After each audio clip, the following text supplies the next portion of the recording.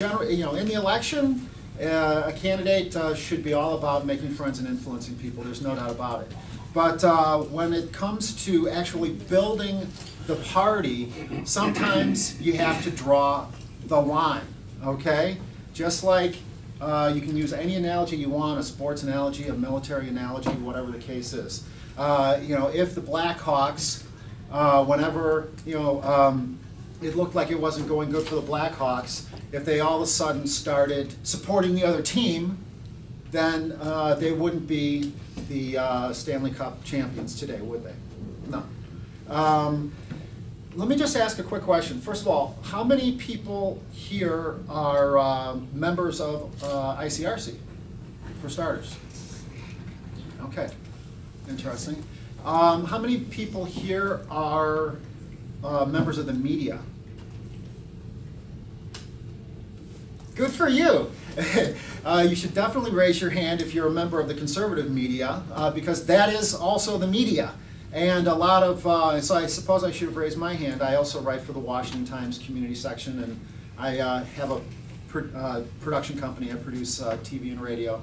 And I don't know how many people here have recently heard Dick Durbin say that there needs to be a new, some type of new criteria for what is actually media versus people that they would probably consider to be illegitimate media.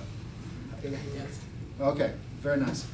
I related to a lot of what Dennis Lacombe was saying. Dennis is a great guy. I go on the Illinois Review all the time. In fact, it's one of the first websites that I look at in the morning. I'm convinced that if I ever achieve any shot at getting elected to high public office, they will use the comments that I made at the Illinois Review to absolutely destroy me. There is no doubt about it. But hopefully I'll have a consultant like John Zahm on board who will turn that around, right? At any rate, like I said, I'm not here to talk about the media. I'm here to talk about rebuilding the Republican Party. And I believe that the Illinois Center-Right Coalition has already played a huge role in that. And I'm very proud to say that I am a member of the Illinois Center-Right Coalition. I'm very proud to say that I'm on the steering committee of the Illinois Center-Right Coalition.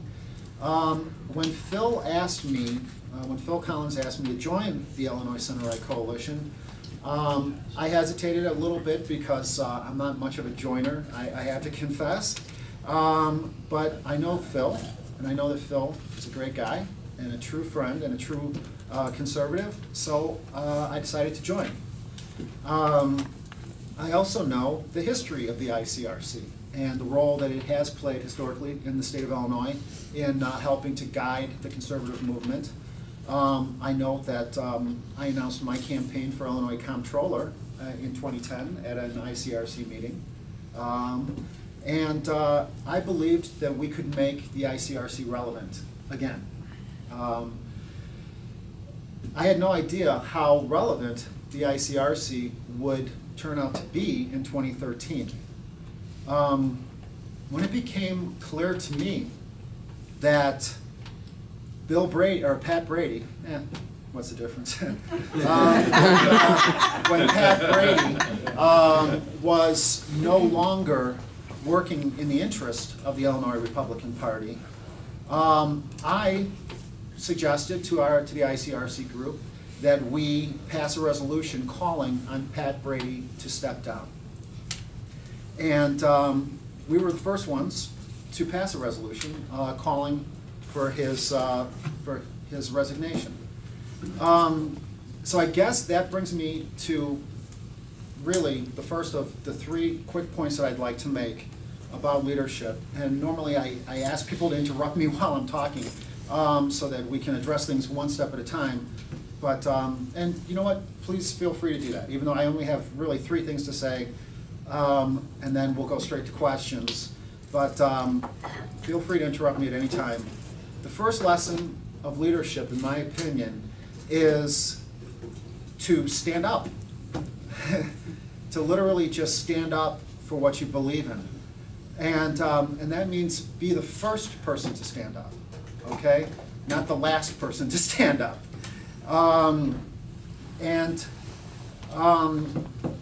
The reason why that's important is because a lot of times you hear people saying, why doesn't anybody do something?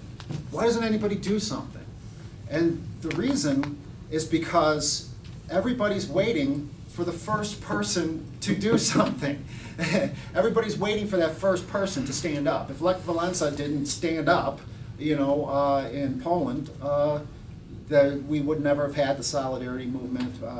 Poland, for all we know, would still be part of Russia. Yeah, Russia, exactly, the Soviet Union. So the first thing that we need is for people to stand up. And I'm proud to say that the Illinois Center-Right Coalition has already done that. Why don't people stand up?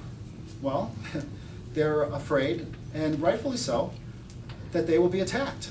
Now, I don't know, personally, I don't know anything about that. So I can't really speak from firsthand knowledge.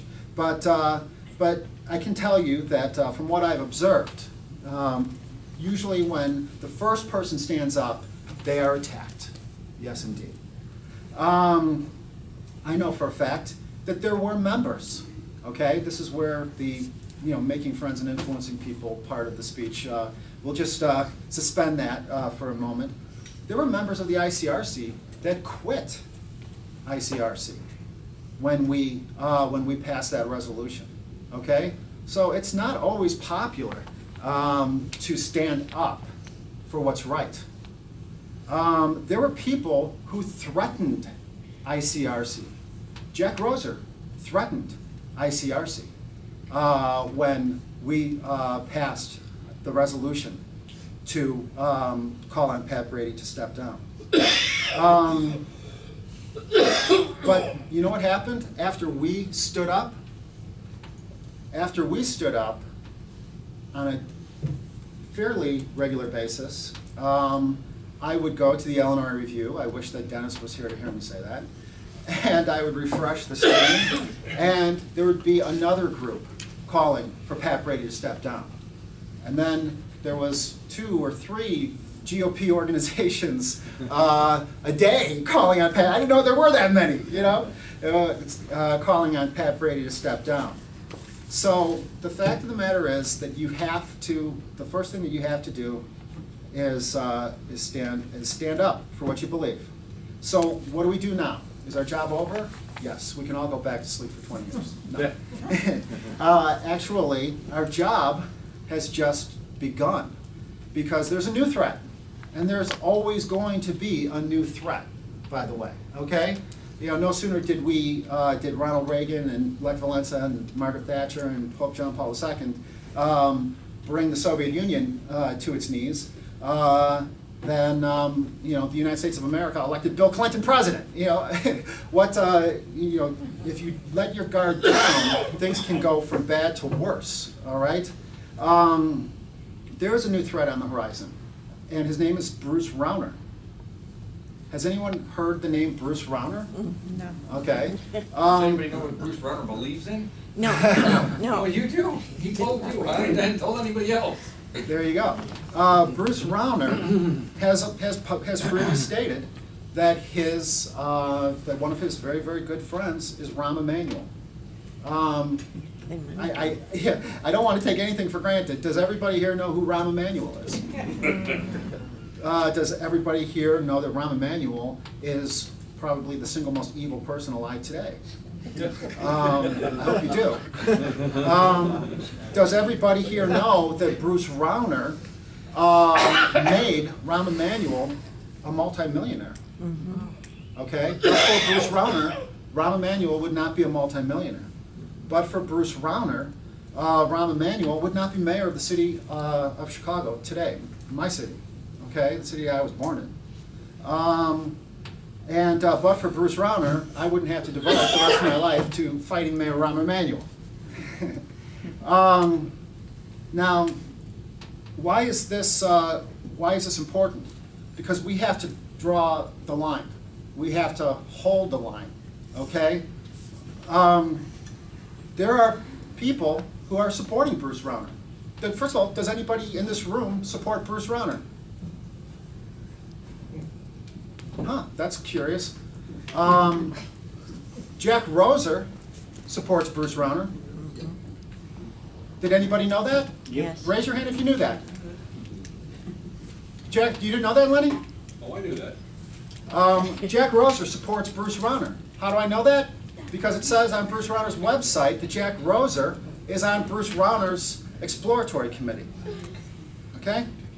Adam Andrzejewski invited Bruce Rauner to a pro-life dinner.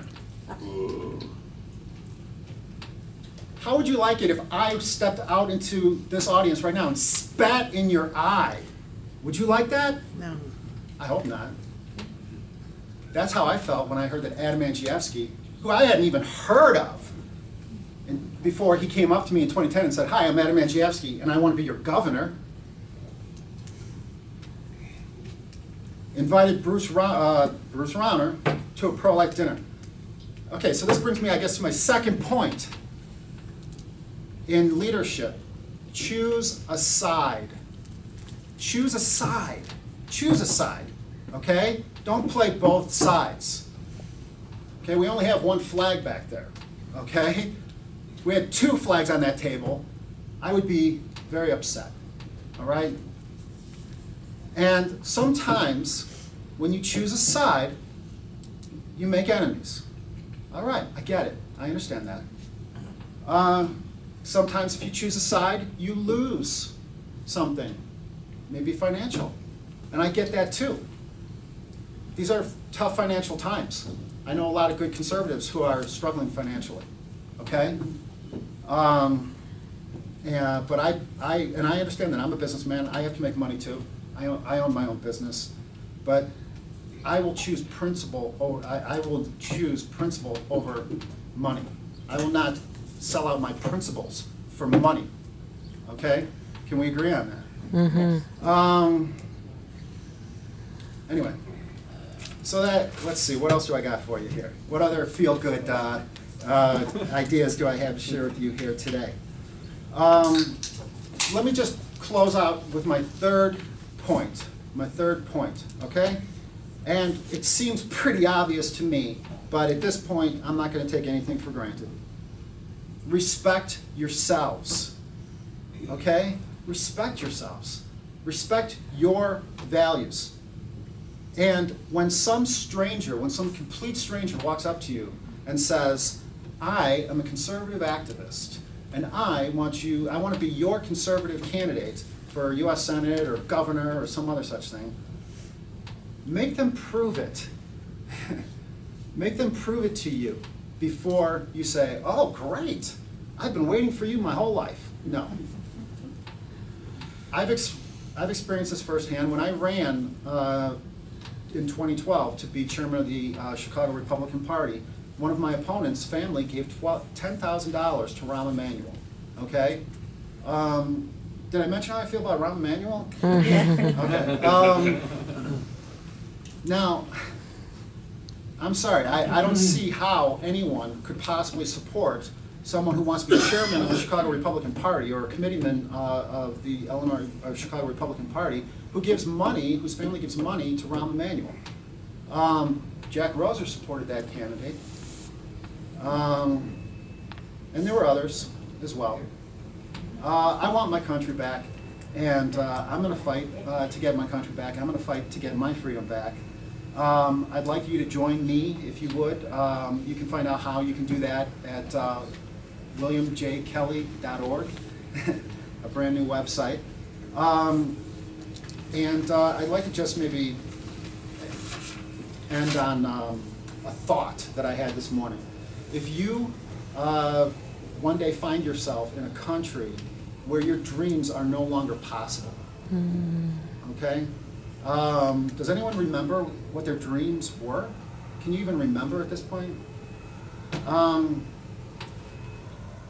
If you find yourself in a country where justice is no longer possible, okay, then at the very, very, very least, if there's a single